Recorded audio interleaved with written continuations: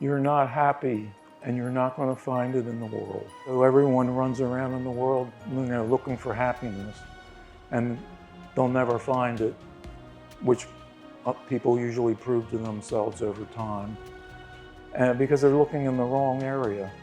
And Maharaji teaches your soul wants to go back to God. An inflicted soul like me can go in a prayer hall and feel bliss. It proves that it's real and it's available to anyone. But I think if you're really looking for something more than just work, school, then you should invest your time in doing sadhana. जैसे कि महाराज जी अपनी बहुत speech में बताते हैं कि बचपन से ही भक्ति में लग जाओ। इस मनुष्य शरीर का कुछ भरोसा नहीं है कि ये कब छीन लिया जाए। हम सच में देखते हैं कि आज वो जा रहा है, आज वो जा रहा है। मैंने खुद बहुत एक्सपीरियंस करा है कि मैं देख रहा हूँ कि मतलब हमारी आसपास के इलाके में इधर से वो चले गए, इधर से वो चले गए। एंड जैसे हम साधना शिविर में आते हैं तो कि घर पे उतनी साधना नहीं हो पाती कि कोई सिंपल सा उदाहरण बताए तो अब जैसे कि कोई हम बैठ के आराम से ध्यान भी कर रहे हैं, अगर नॉर्मली आँख मीच के तो एकदम से कोई आ जाता है तो वो एकदम से कि ये काम कर दो, वो काम कर दो। साधना शिविर में आता है तो उसका ध्यान एकदम एकाग्रित रहता है कि हाँ यहाँ पे बैठ के मेरे को साधना ही करनी है। ये साधना तो दुनिया में और कहीं नहीं होती है।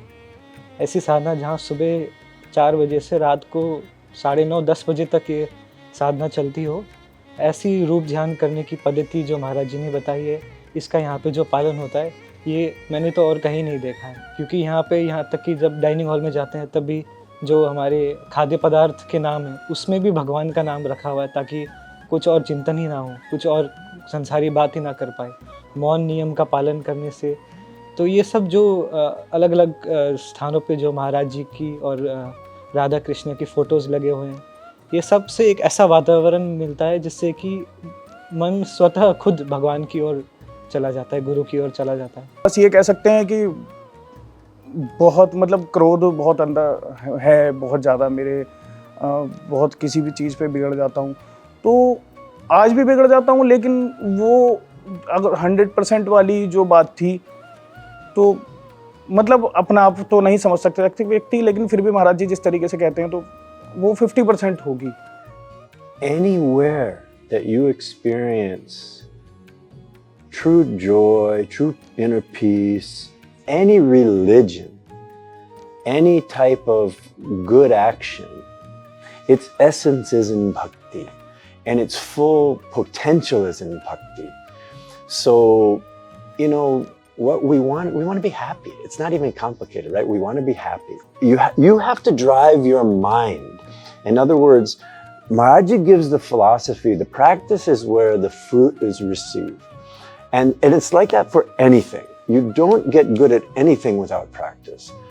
And so, but if you practice bhakti the right way, the way Maharaji teaches it, you absolutely receive clear benefit that is beyond your normal experience of joy or happiness that you get in the world.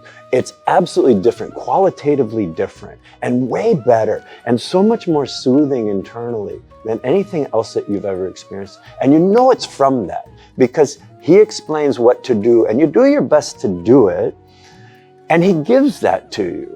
It's your effort that awakens his grace, but it's his grace that is the experience that you receive. मैं पूरा इस बार 1 महीने में मैं कभी भी 1 महीने नहीं रुक पाती थी, कभी 10 दिन, कभी कोई या कभी 15 दिन, लेकिन इस बार मैं पूरा 1 महीना रुकी हूँ।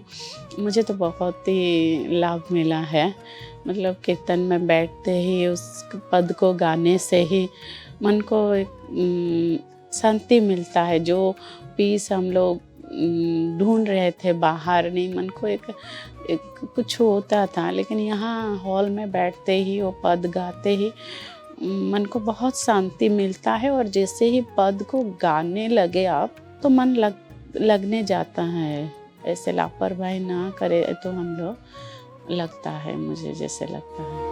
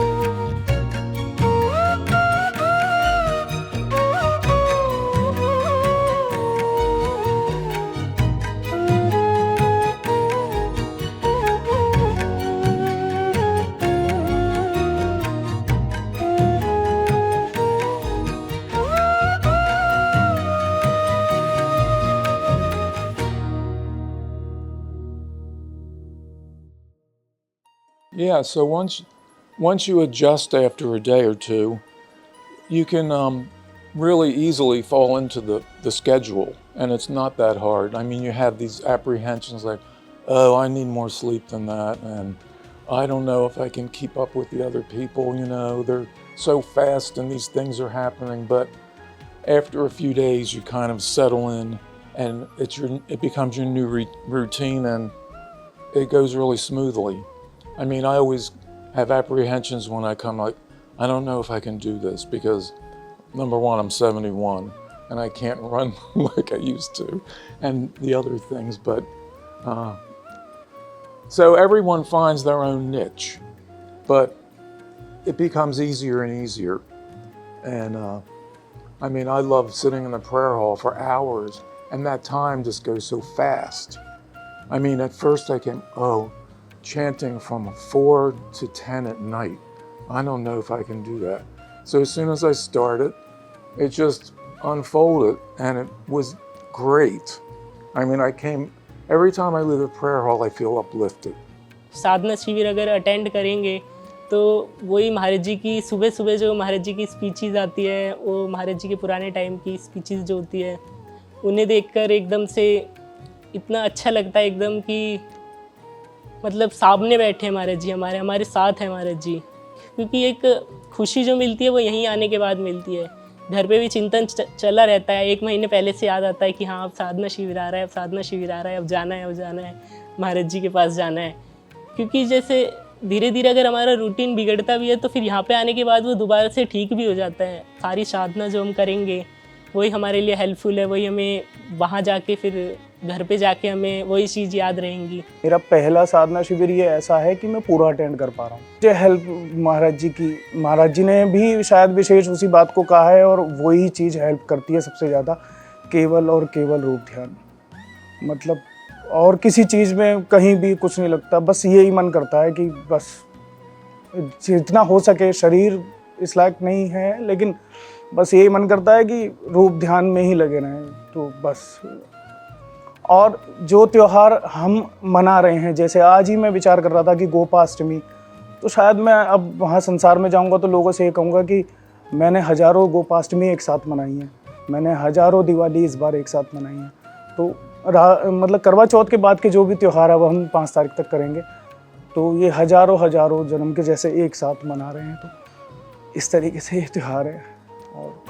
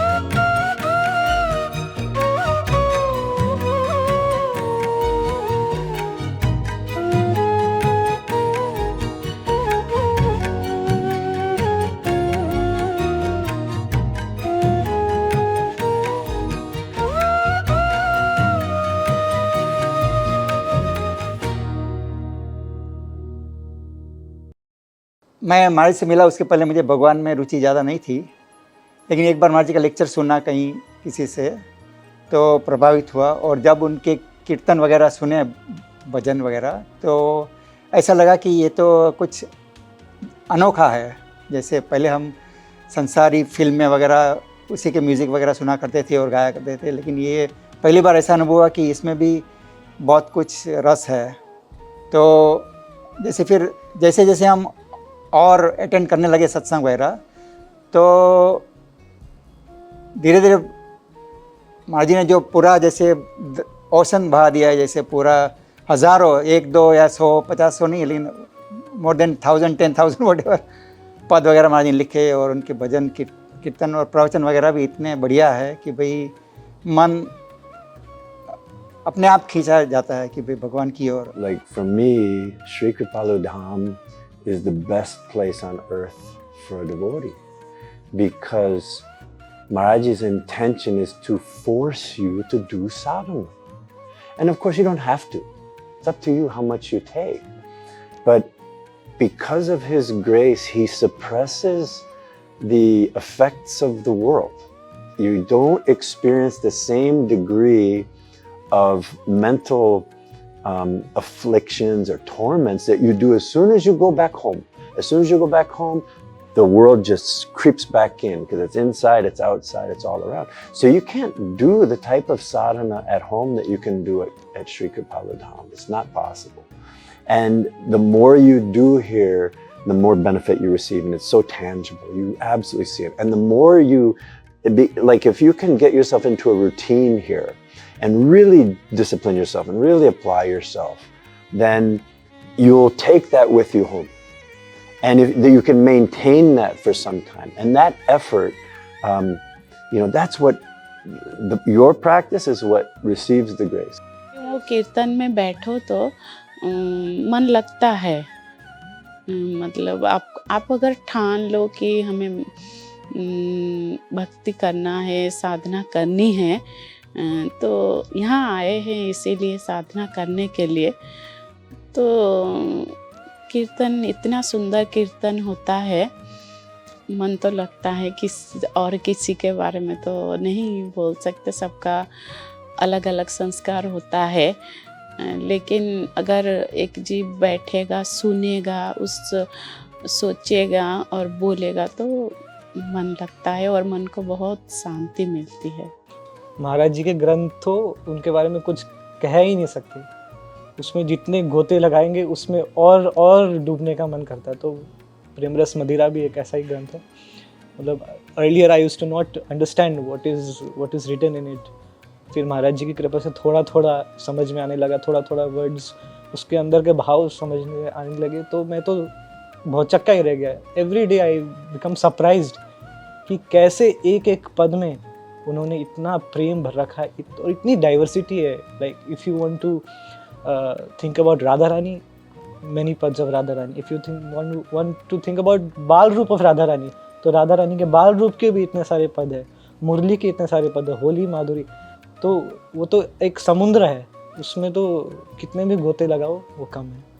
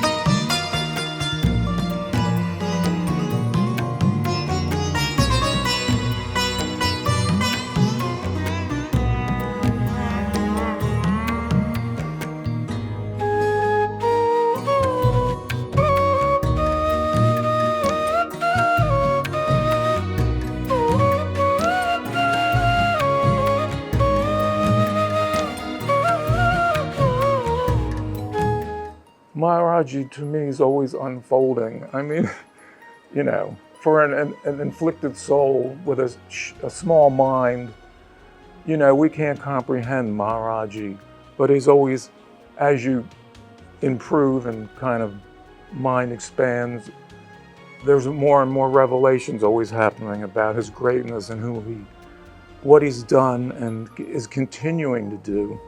I mean, this is to me, Munger's a divine miracle, the way it just happens every day, and you can feel his hand in everything.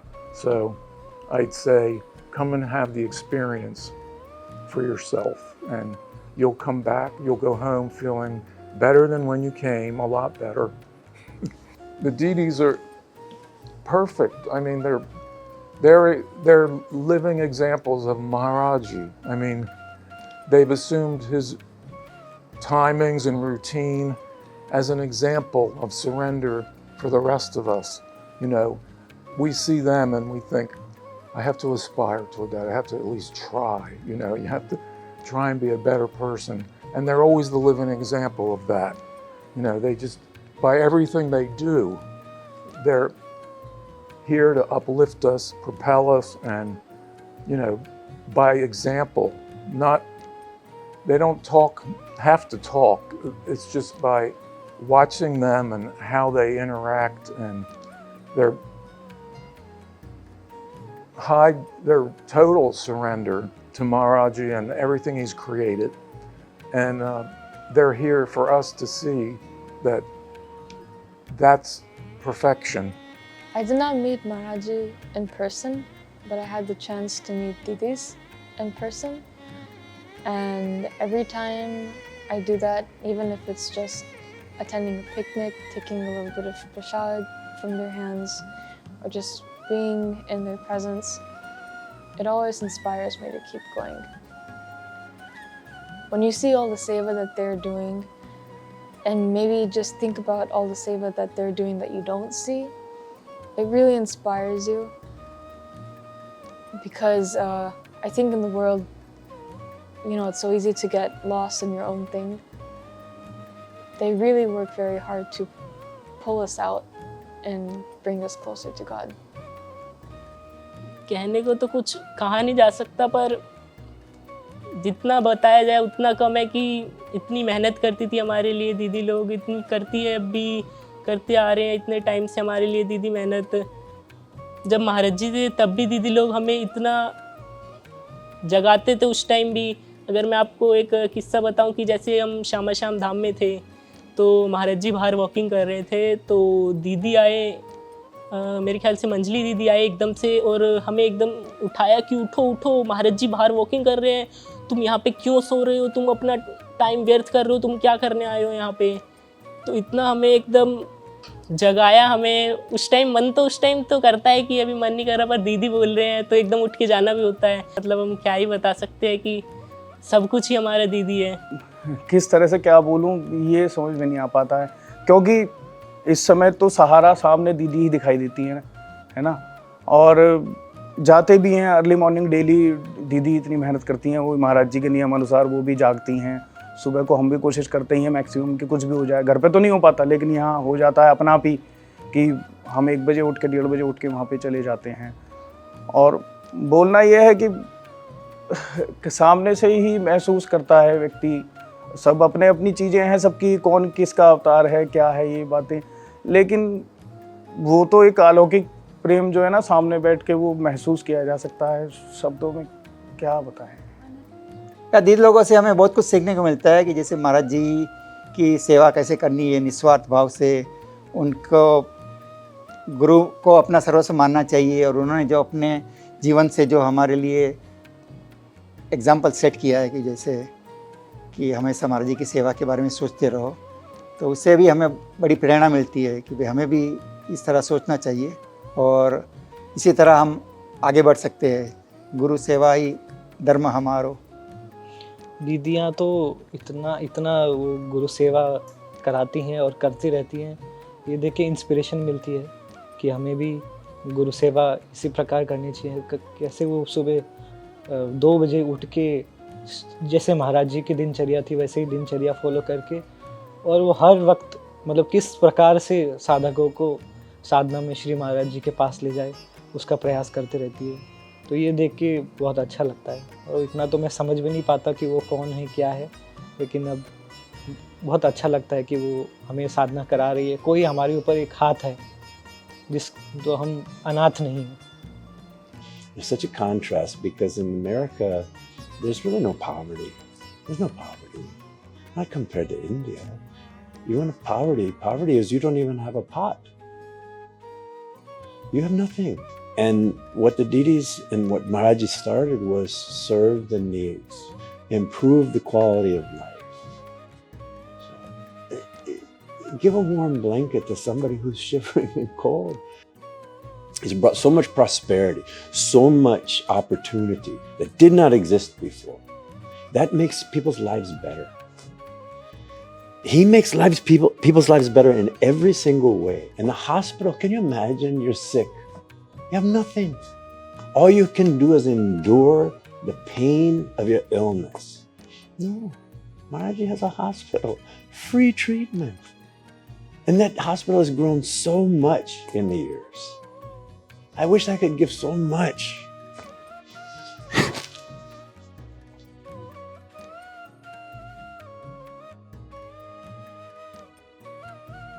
महाराज जी के बारे में तो क्या बोले, वो तो साक्षात भगवान है। भगवान के बारे में एक जीव बोल ही क्या सकता है। बस जो जो साधना करते हैं वो अनुभव में आता है। जैसे मन को शांति लगता है, उनकी तत्व ज्ञान सुनते हैं, उसी तत्व ज्ञान के हिसाब से चले तो वो एक अनुभव होता जा रहा है जीवन में। वही अनुभव ही दर्शाता है कि महाराज जी ही साक्षात भगवान हैं। उन्हीं की वाणी सुनते जाओ और उनकी बताई हुई साधना करते जाओ। उसी हिसाब से हम लोग कर रहे हैं। और ये जो साधना शिविर हो रहा है भी इसीलिए आए हैं कि नहीं, साधना करनी है। जितना जीवन बचा है, जितना चाहे बस साधना ही कर लो। साधना ही महाराज जी को भी बहुत पसंद था, जो जो साधना करते हैं। हाँ, भले ही जो महाराज जी ठीक ठीक बोलते हैं, ठीक ठीक नहीं हो पा रहा है। जैसे पूरा रूप ध्यान करना, रोना, ये नहीं हो पा रहा है। बुरा भी लगता है। जो कोशिश करते हैं, नहीं होता महाराज, लेकिन कोशिश करते हैं।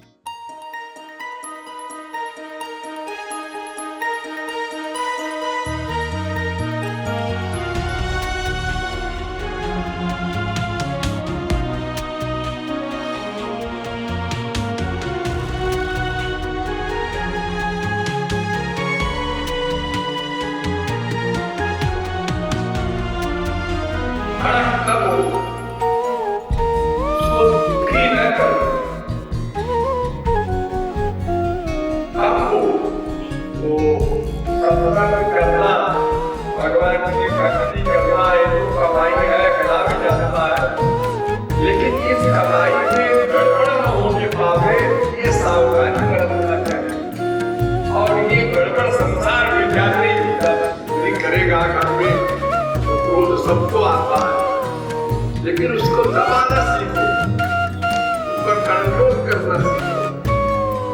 जैसे किसी की साड़ी में आग लग के खाना बनाते थे तो वहीं पर हाथ से दबा